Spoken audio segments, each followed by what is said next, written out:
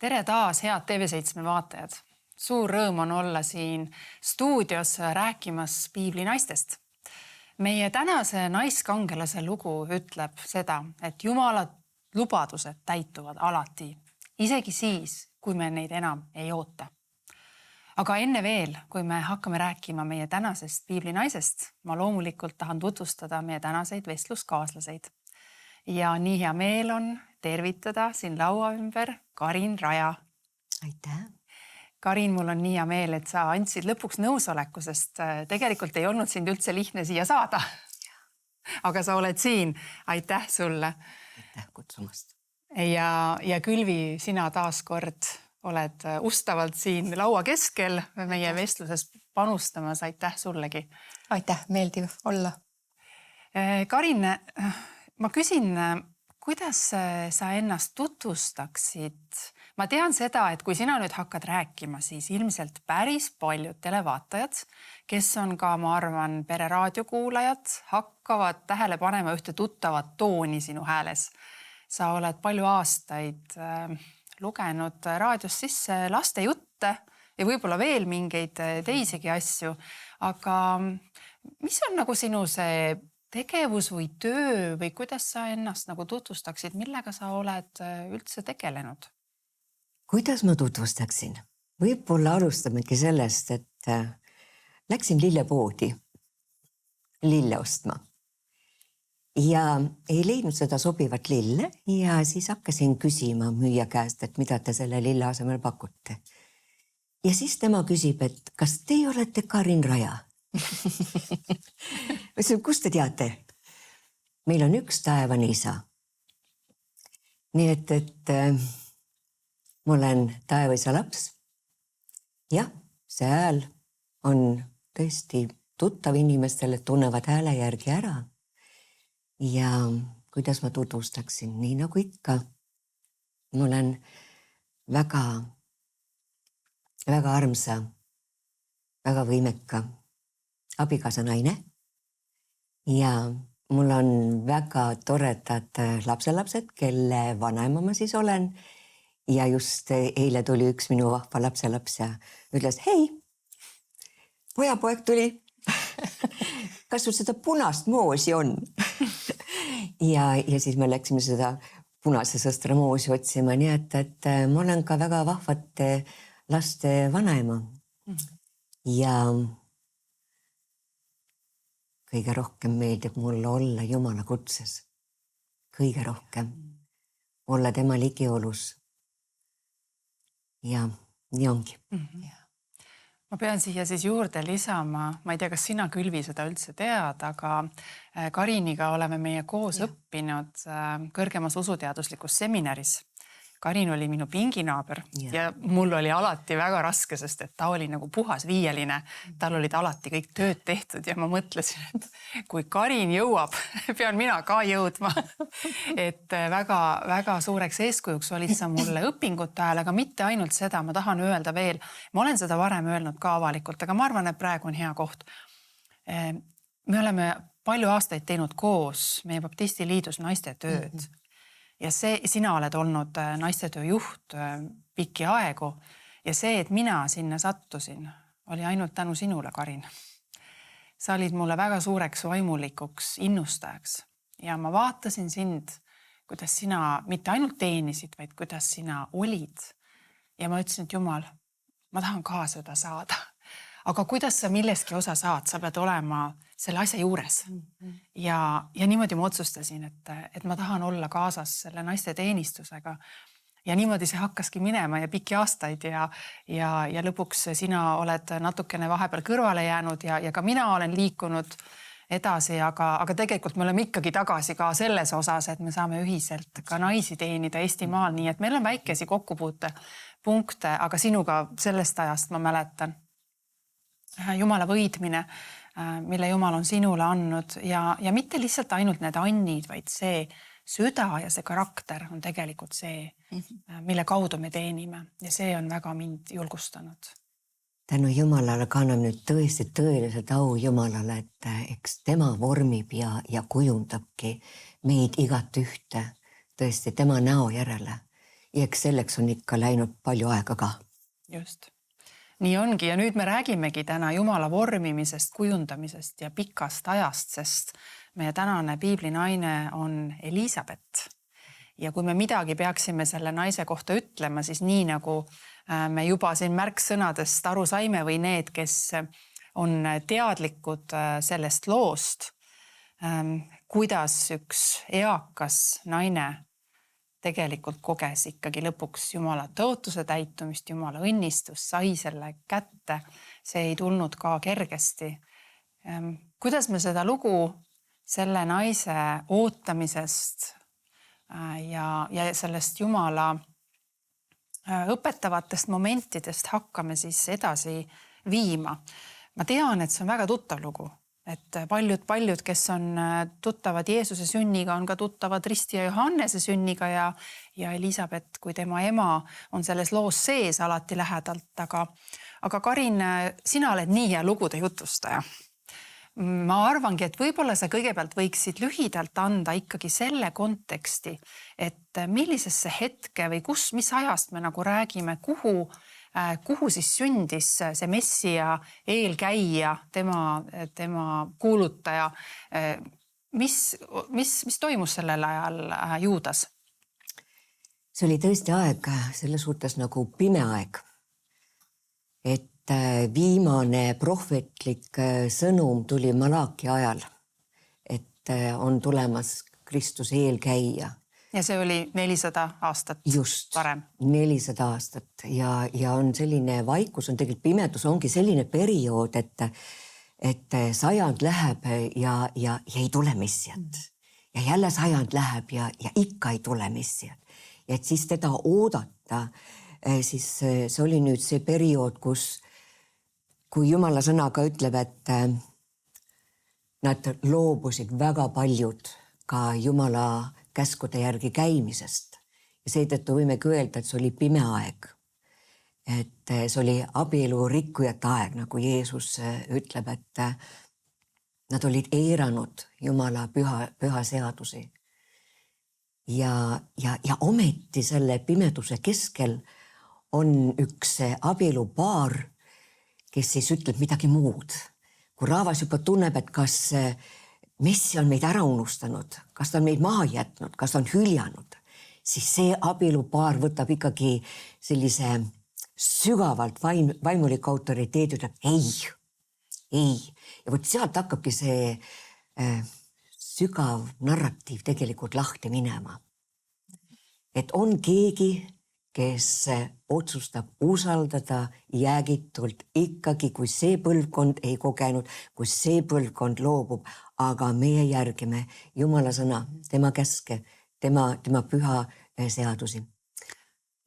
Et see, mida Jumal oli tegelikult tõotanud siis enne, kui ta lõpetas oma viimase sõnumi, et nüüd ma enam ei räägi, oli ju see, et tuleb, eks ju, see Messias, et tegelikult see lootus ikkagi oli, et ei olnud nii, et nüüd enam ei ole midagi oodata, vaid sul oli vaja uskuda seda, et ikkagi ühel hetkel Jumal uuesti tuleb ja viib täide ikkagi selle, mida ta on tõotanud.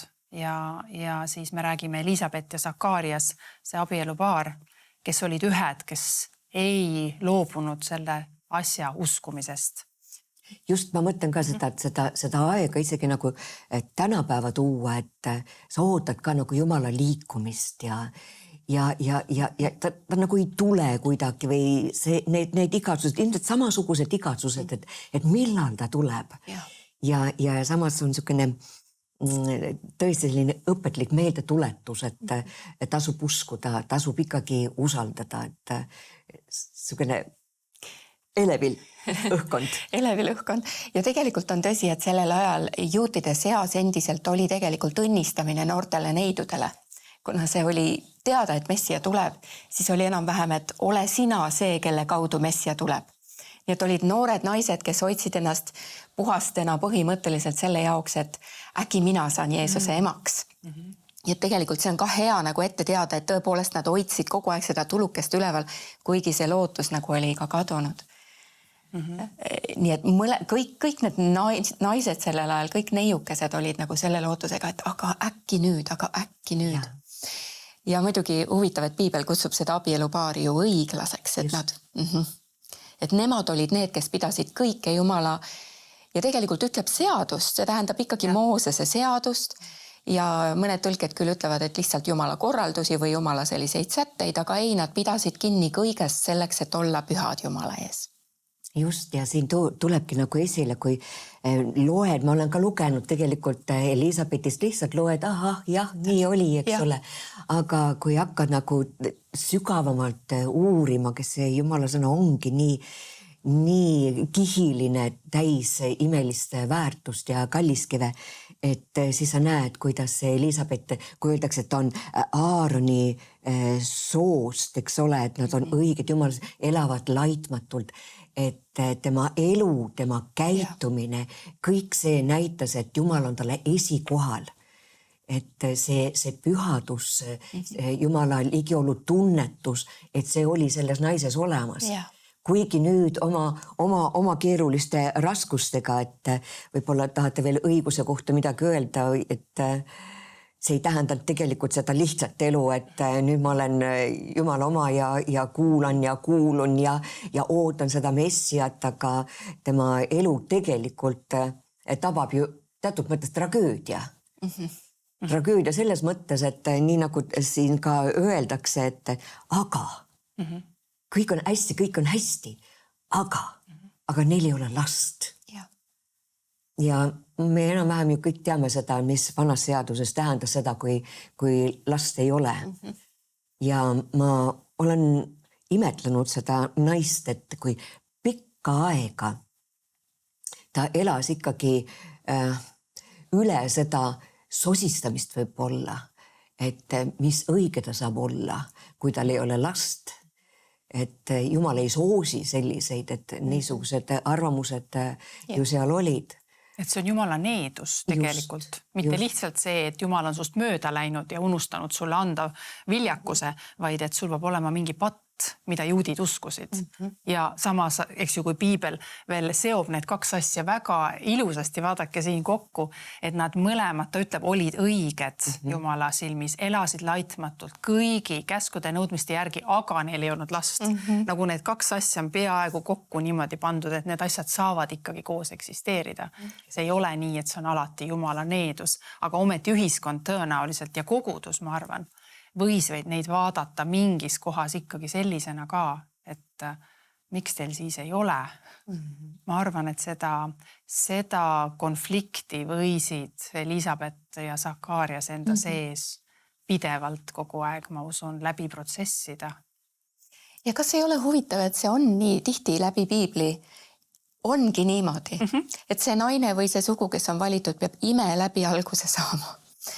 Et see ei ole nagu tavaline, mis tavaliselt juhtub, vaid et seal on just nimelt mingisugune sõda või mingisugune koht, kus keegi peab läbi erilise alandlikkuse koolile nagu minema ja oma õigsusest kinni hoidma, sest teine võimalus on ju kibestuda, eks ju. On võimalik öelda, Jumal, midagi on viltu ja ma ei tea ja võib-olla ei ole üldse asjad nii, nagu paistavad, eks ju.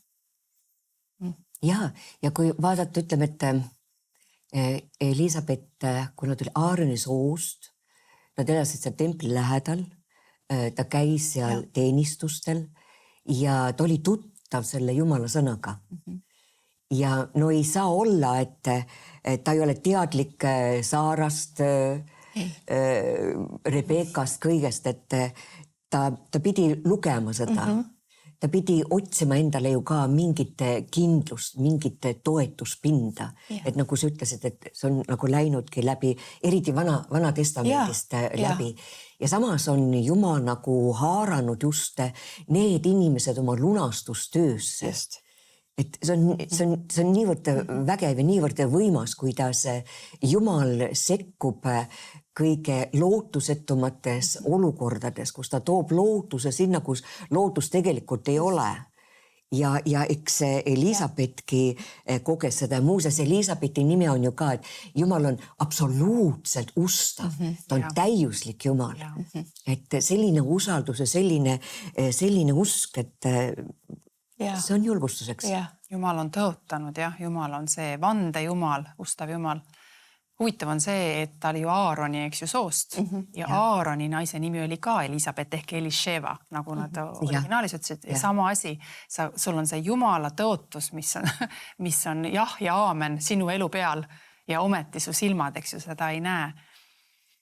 Ja muide, kui me nüüd räägime tema mehest Sakariasest, siis Sakariase nimi on Issand on meeles pidanud. Issand mäletab. Kuidas need kaks nime kokku sobivad tegelikult selles loos, aga kui kaua aega nad pidid sellest tõotusest lihtsalt nagu kuidagi kinni hoidma, et Jumal, see ei ole juhuslik, et midagi on veel. See ongi tegelikult minu arust pöörane. See naine on juba 60 pluss. Ja sa ei ole seda tõotust tegelikult nagu kätte saanud või seda tõotus temale, kui otseselt ei olnud antud, aga ikkagi see igatsus last saada. Ja kui me läheme Sakariase juurde, siis seal on, piibel ütleb ka, et ta on Jumal, ingel tuli ja ütles, tema anumist on kuuldud, eks ole. Järelikult ta anus pidevalt ja veel ma tooksin siin võib-olla selle, et kui tähelepanu väärne on ikkagi see, et Sakarias, kellel oli võimalus hüljata oma naine, sest tema ilmselt samamoodi põdes seda tunnet, et tal ei ole last. Ta on preester ja tal ei ole last. Ja seal ka võib-olla vaadati mingit viisi. Me täpselt seda ei tea. Seaduse järgi oli õigus vist peale 10 aastat lahutada. Või vähemalt võtta lisanaine, et oleks järelsugu. Ma ei tea, kas sellel ajal oli, aga vähemalt vanal ajal seaduse järgi oli võimalik. Ja mees on ka ustav oma naisele ja jätkuvalt, kui ta anu, siis järelikult on niimoodi, et see on pikka aega nad on anunud. Ja 60 ja pluss ja no ei ole, no mis teed? Ja nüüd on see, et kui ma enne ütlesin, et need Vanatestamendi lood, siis Elisabeth ilmselt pidi ennast kinnitama ka nende lugude läbi. Et see lootuse säde pidi siiski temasse ikkagi veel olemas olema, kuigi näiliselt, praktiliselt, teoreetiliselt, kõik mis iganes see ei olla, et see ei ole enam võimalik. Aga nüüd siis see Sakarias on siis templiteenistusel. Ja see ei ole ka tegelikult juhus. See ei ole üldse juhus, et kõik on, Jumal annab oma märk, aga kas me oskame neid märke märgata läbi ajaloo ja see ongi huvitav, et Sakarias käitus nii, nagu ta käitus. Läheme pärast sinnapoole, aga vaatame nüüd seda momenti, mis, kui ma lugesin seda lugu veel, mis nagu mu südamele jäi teise nurga alt üldse. Et Sakarias on preester ja üldse siis oli sel ajal 24 000 preesterit, eks, ja igas rühmas 1000 ja et saada osutuda valituks, see oli üldse väga kahtlane. Kord elus võimalus sulle liisu teel. Just. Et siin me näeme selgelt, et siin on Jumala selge käsi juhtimas, et ta austab seda meest. Ta austab seda meest selle märgiga, et ta saab sinna. Ja siis ta on seal Jumala palge ees ja teenib Jumalat ja ilmselt on ju ka rühm väljas samal ajal ka palvetamas kõik inimesed seal ees ja ta täidab oma teenistuse korda. Ja siis me jõuamegi võib-olla läheme kohe siit edasi sinna, et kui ingel siis ilmub talle, et kõik, mis ta talle kuulutas. Ja mu jaoks oli selline mõte, et seal on öeldud, eks ole, et ta ei uskunud.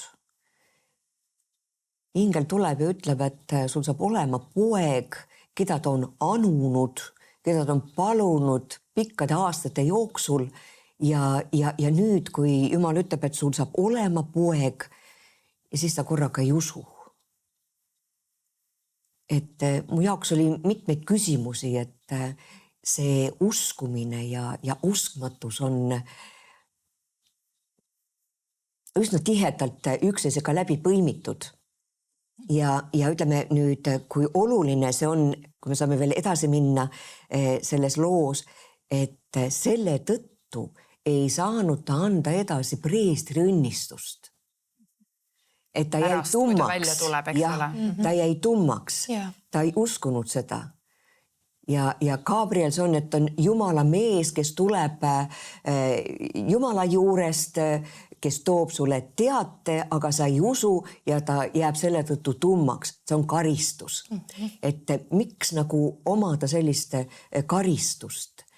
Sellised mõtted käisid, kui ma lugesin ja siis korraga ikkagi ka see usk ja uskmatus, et ta läheb pärast seda korda just, et õnnistada ja ta ei saa seda öelda ja see on nüüd see koht, kus ma mõtlesin ka meie endi eludes, et kui Jumala plaan, tähendab, Sakarias oli pandud Iisraeli rahvast esindama. Tema esindas selle Iisraeli rahva vaimset olukorda.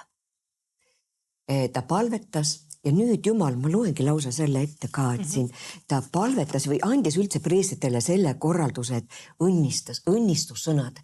Need on tegelikult olulisemad, kui me ehk oleme mõistnud. Ja et õnnistus on tegelikult ju armastuse ilming.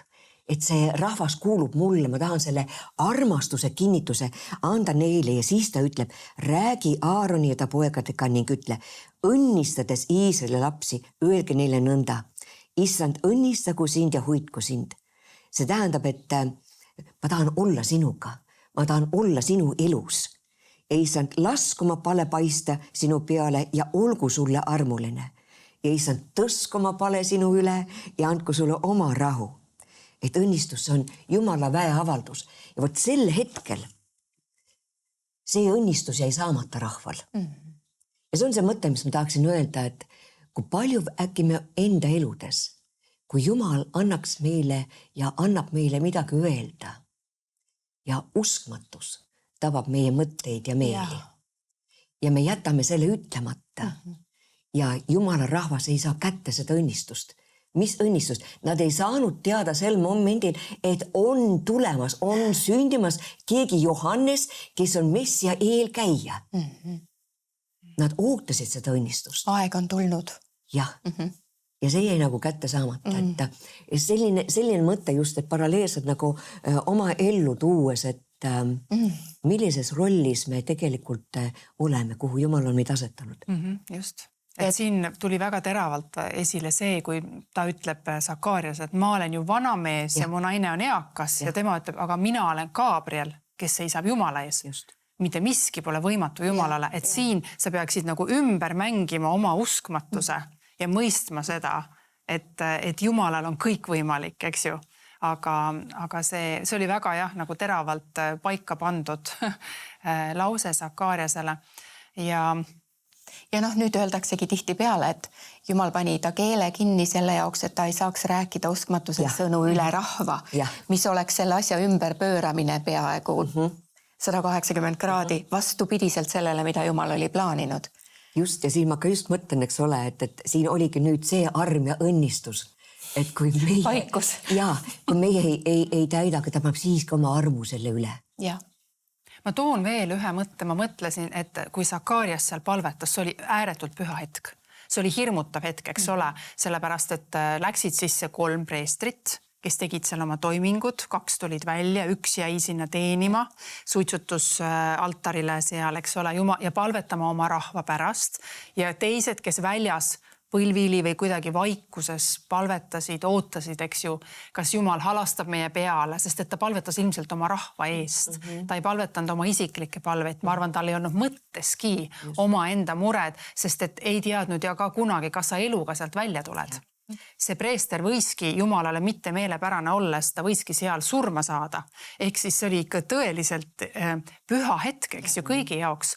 Ja kui nüüd ühtäkki tuleb siis see Jumala saadik ja hakkab rääkima sulle hoopis milleski muust, millest sa pole võib-olla mõelnudki enam, eks ju, et see on minuga seoses, et mulle veel sünnib laps, ta oli võib-olla nagu tõesti nagu teenimas hoopis teises kohas ja ma mõtlesin just, et see ilmselt see pettumus võib-olla või nagu lootuse kaotamine on juba olnud ta südames.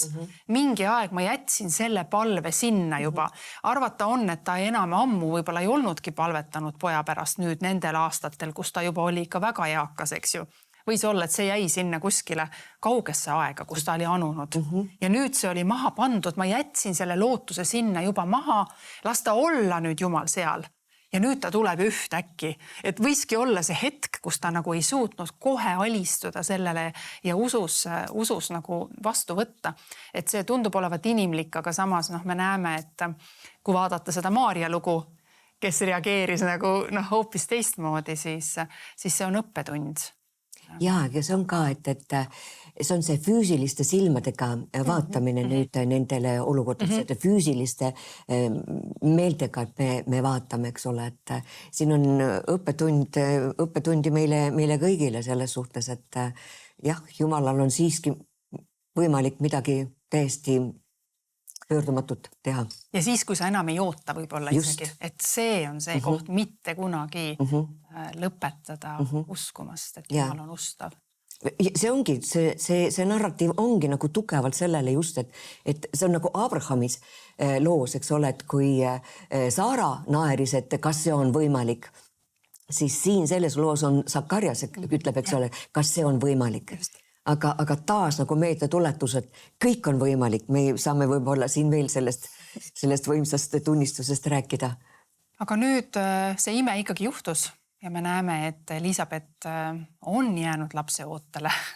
Me ei tea täpselt, kui vana ta oli, aga tõenäoliselt ta võis olla 50-60 pluss, umbes sellises vanuses. Ja nüüd edasi on väga huvitav, minule väga meeldis tegelikult see hetk, kui ma lugesin piiblist, kus ta ütleb, et ta hoidis end varjul 5 kuud. Ja ta hoidis end varjul tegelikult sellel ajal, kui veel midagi ei olnud näha.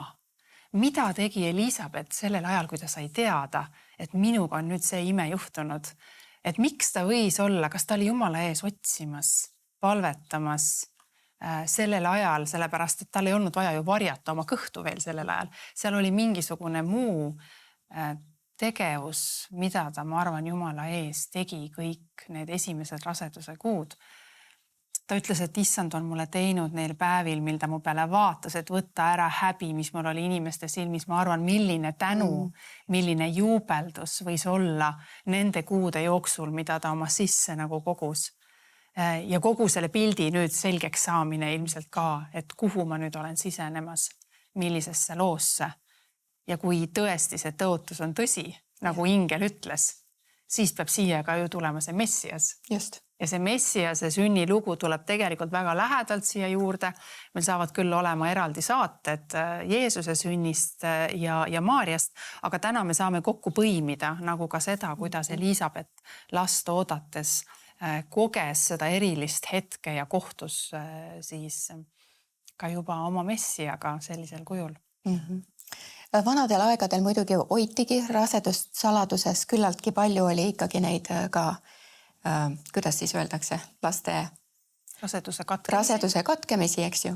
Aga tõepoolest see on pikem ja ma usun ka, et see oli palvega seotud, sest et tõesti peale 400 aastat, kui sa kuuled, et Jumala hääl ütleb sulle, et sinu poeg saab olema ime, kes teeb Jumala pojale teed, siis sa tõesti lähed nagu palvesse, et ma usun, et see oli üks osa kindlasti. Ja teiseks ikkagi selle mehe olukord ja mehe vastus ka, eks ole, et me ju ei näe sinna kardinate taha, et mis seal siis selles suhtlemises vahepeal toimus. Aga tõesti, tema on usunaine ja tema võtab selle sõna nagu täielikult vastu. Ja mis siis edasi saab? Ja edasi saab sedasi, et ingel ilmub ka Maarjale ja seal on ka öeldud, et siis neil päevil, kui Maarja sai siis teada selle sama, siis see on tegelikult ju Maarjale antud kinnitus sellest, et just sama see, mis temaga sünnib, et midagi võimatut on juhtunud ka tema sugulase Elisabetiga. Ja see paneb nüüd ta jalad kiiresti jooksma Elisabethi juurde. Et selles suhtes siin on see lugu jah hästi põnev. Ja kui nüüd Elisabethi juurde ta jõuab, siis on siin ka öeldud, et Elisabeth kuulis Maarja tervitust, et laps hüppas ta ihus. Ja et Elisabeth sai täis püha vaimu hüüdes suure häälega, et õnnistatud oled sina. Et esiteks see oli Jumala vaimu poolt juhitud, et see ei saa muud moodi olla. ja inspireeritud Jumala vaimust, et Elisabeth ütleb, et kes on see messia ema, kes tuleb nagu minu juurde. Et Jumal andis juba teada, öeldakse ka, et ta on nagu esimene naine, Luukas ütleb, et on nagu esimene naine, kes siis tunnistab Jeesuse messiaks, aga no kuigi piibel räägib ka veel seda, et päris alguses, loomise alguses, et naise seeme purustab. Aga see on jah selline prohvetlik sõnum, prohvetlik õnnistus Maarja üle ja Maarja vajas seda. Ta vajas seda julgustust, et keegi, kes usub temasse, et ta ka ootab kedagi. Et tal ei olnud ju sellist tagapinda sel hetkel taga, et kuidas inimesed suhtuvad temasse, kui laps hakkab rohkem välja paistma. Ja ta vajas meeletult seda ja siis ma näen pigem, et see on üks suur ettehooldus, kuidas Jumal seab olukorrad niimoodi, et ta võtab ühe noore tüdruku 13, 14, 15 ja viib kokku selle vanema, sõna ütleb ka eaka ja vahel isegi mingi rauga eas naise juurde, eks ole. Ja nad saavad üksteist kinnitada. Nad saavad üksteist julgustada. Mõlemad on alandlikult valmis võtnud oma kutse. See kutse, kuhu Jumal neid tegelikult oli kutsunud ja Elisabethi nii pikalt vorminud. Mõlemad naised alandlikult alistuvad sellele kutsele ja no Maarjast tuleb teil ilmselt veel edasi, et jah.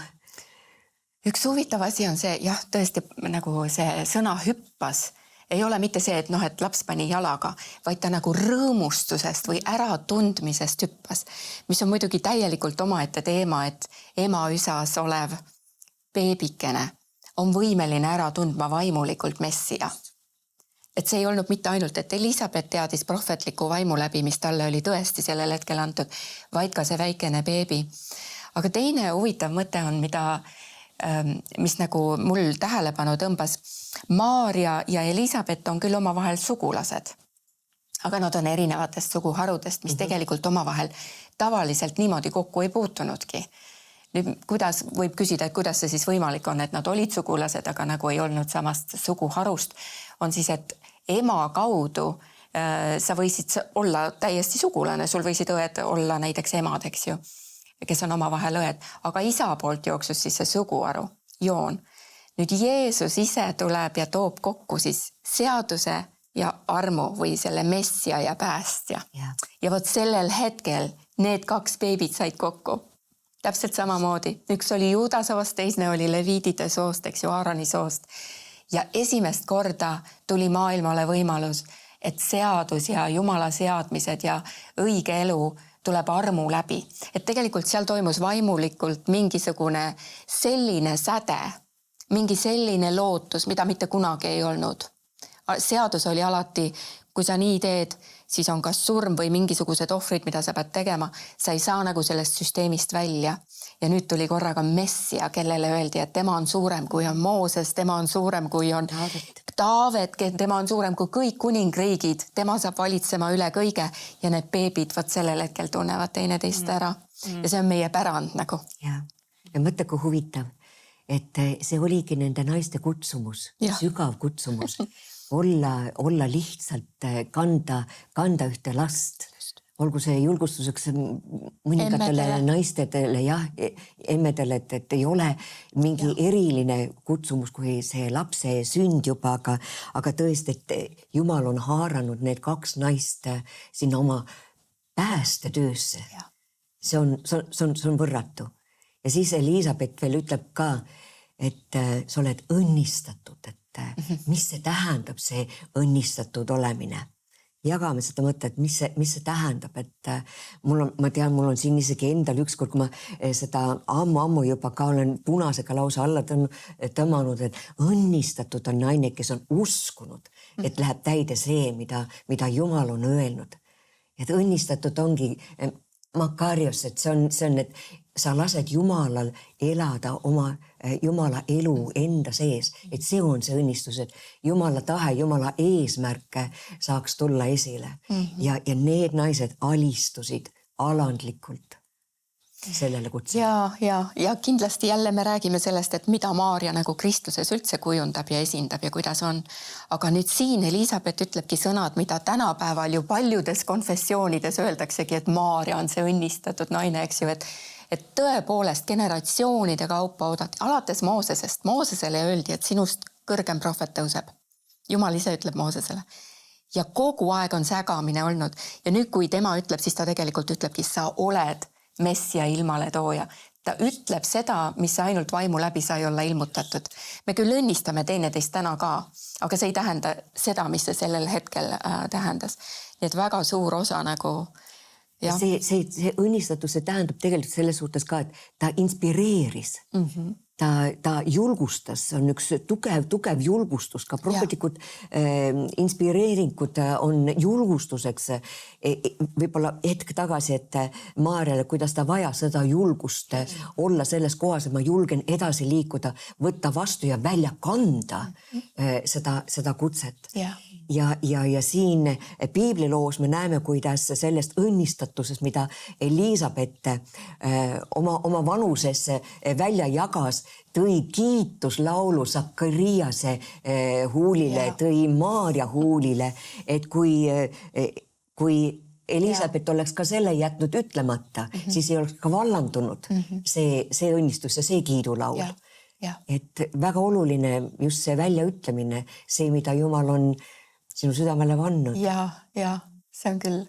See on tõepoolest ajaloo selline tegelikult pöördepunkt. Tegelikult siin on need seemnekesed koos, kust kogu ajalugu nagu lahti läks, kus meie aja, aga jah. Aga siis jõuab vist, eks ole, see aeg, kus aeg saab täis ja kus Elisabeth aeg saab nii täis, et ta sünnitabki selle pojakese. Ja siis on ka see, et imetledes selle naise julgust seal patriarhaalses ühiskonnas, et kui sugulased ütlevad, et mis ta nimi peaks olema, siis tema ütleb, et on Johannes, et ta julgeb üldse välja öelda, et on Johannes, sest tavaliselt pandi ikkagi isa järgi see nimi poistlapsele. Ja neil ei olnud ühtegi Johannes suguses. Ja tema julgeb ikkagi öelda ja see näitab ka seda, et ka siis ju Sakariase keelepaelad avanesid lõpuks, sest ta nõustus sellega, et nad nõustusid tegelikult selle Jumala tahtega. Mis toob jälle välja selle, et nad olid laitmatud, nad olid õiged, nad olid Jumala ees, et see on see õnnistus, mis kandis ja kandis lõpuni välja.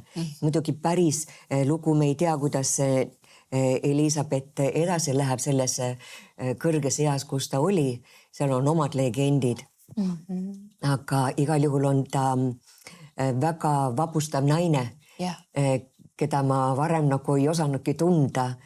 Aga selle loo läbi see lugu valgustab rohkem kui vapper naine, kui inspireeriv naine, kui palju ta julges kanda, olla sõbraks ja see tugi isikuks, olla kellegi kõrval, et pigem tahaks öelda, et kõik see, kui keegi naine on kellegi teise naise kõrval, kui see, et keegi ütleb ühe julgustava sõnumi sulle või saab mingi kirjakoha, et ma tunnen, Elina, et tahaksin sind julgustada, et see kirjakoht on kuidagi äkki sulle ja kuidas see tõstab sind üles, annab selle julguse, et sa lähed ja samm-sammud sa liigud oma kutsumuse poole. Et minu jaoks selline vapustavalt võimas lugu lõpuni kõndida koos oma Jumalaga. Ja usu läbi, nad elasid ju koos mitu kuud, kas ei olnud 5 kuud või? 3 kuud. Et see tähendab seda, et nad kindlasti palvetasid, nad kindlasti hoidsid teineteist. Raseduse ei ole ka ju alati naisele kõige lihtsam aegki, eks ju. Et mingid asjad on, ma olen mõelnud üldse naiste sõpruse peale, et vaata, meil on siin saateski üles tulnud, et vahel öeldakse, et naised on õelad või et naised ei oska oma vahel sõbrad olla. Aga Jumala kuningriigis just see lugu on üks pärl, eks ole ju. Et kus see vanem naine võtab selle noore tüdruku tegelikult enda tiiva alla, sest et temas ja selles noores tüdrukus on sama usuvaim, mida ei saa käega ega inimlikult ära tõestada, et neil on õigus, vaid nad usu läbi toetavad teineteist ja kastavad. Ja kas see ongi niimoodi, et ta austab ka Maarja kutset, Täpselt. et see ei ole nagu kadetsemine ja rivaalitsemine, et ta jääb küll teiseks, eks ole, alati teiseks, aga et Maarja sai nagu suurema au kutse, et ei ole sellist võrdluse momenti, et väga hea õpetlik lugu, et olla üksteise kõrval ja tõesti ainult toeks, mitte rivaalitseda ja mõelda, et Jumal on sulle andnud midagi rohkem ja kuidas sina käitud või mida sa teed. Et veel kord tahan rõhutada see Jumala kartlik süda, tõeliselt alistumine, alandumine, üksteisest lugupidamine, teise ette lükkamine ja Jumala tõe kuulutamine. Amen. Julgusega, just. Amen. Ja nad said ka rehabiliteeritud ühiskonnas, oma kogukonnas, kui Jumala sõna ütleb, et Jumal austab neid, kes teda teenivad, siis ka selles hetkes nad said ka seda kogeda, et Jumal tõepoolest austab ja et kõik on väärt, mis sa tema nimel nagu oled valmis andma ära, siis Jumal annab, nagu ta ütleb, kõike tagasi meile ka selliselt. Ja olgu see tõesti julgustuseks neile, kes tunnevad, et nad ei ole nagu midagi väärt. Et milline kutse, me räägime siin tegelikult nagu suurtest naistest, aga piibel ei too neid niivõrd sellisel viisil esile, kui me täna selles saates nagu valgustame. Ja mõnigi naine on võinud tunda seda, et kas minu elu on väärt seda või mitte, aga see on väärt elamist, isegi kui sa oled kuskil kõrvalrollis, kas või sa oled oma mehe kõrval lihtsalt ja seisad tema juures ka julgustades teda, et see on juba see alistumine Jumala saatusele ja kutsele. Ja see on alati väärt seda, sellepärast, et Jumal tõesti on imeliselt hea meie eludes ja tõesti seda me saime näha ka Sakariase ja Elisabethi loos ja ma arvan, et me kõik saame oma eludega tunnistada, et Jumala teenimine on parim asi. Ja sa nagu ütlesid ka, et sulle meeldib olla Jumala tahtes saate alguses. Ma arvan, et see ongi parim koht.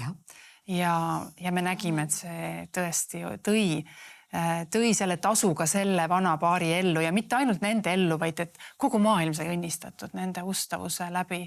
Siin on tõesti palju õppetunde ja julgustan sind ka hea vaataja, et loe seda lugu värske pilguga, loe seda uuesti ja mõtiskle, et võib-olla midagi isiklikult ka sinu jaoks kõnekat selles loos, mis võib-olla muidu on selline tavapärane jõulude ajal loetav lugu, aga tegelikult see ei ole mitte jõululugu, vaid et see on meile igal päeval julgustuseks, et Jumal on ustav, Jumal on hea ja Jumal viib täide selle, mida ta on tõotanud. Aitäh teile, Külvi ja Karin, et te olite siin kaasas, väga inspireeriv ja hea oli olla selles vestluses ja vaatame, võib-olla kohtume mõnes saates veel, Jumal teab, igatahes aitäh sulle, Karin, tänase eest ning omalt poolt tahaks ütelda teile ka head televaatajad, aitäh, et olete ikka meie sarjaga kaasas. Kirjutage meile, jagage meile ka oma kommentaare ning mis siis muud, kui kohtume juba järgmisel korral. Armas televaataja, loodan, et sul on olnud hea ja kasulik aeg meie seltsis. Toetades TV7 tööd, osaled ka ise hea seemne külvamises, mis võib olla õnnistuseks paljudele. Ole julge külvama, et ka lõikus võiks olla rikkalik. Aitäh sinu panuse eest!